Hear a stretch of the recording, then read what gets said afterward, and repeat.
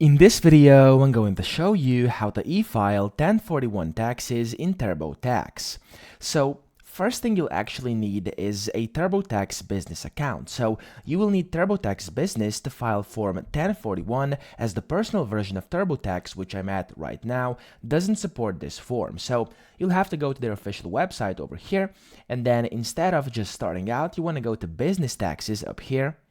And from the business taxes screen, you want to scroll down and you basically want to select which one you want. So, do you want the live assisted, live full service business, or basically this other one, which is basically just the usual one, okay?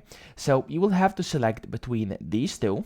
And then after you do that, and after you install TurboTax Business or just sign in via the online version, and you will have to begin working on your return, you'll be asked which type of return you need to prepare.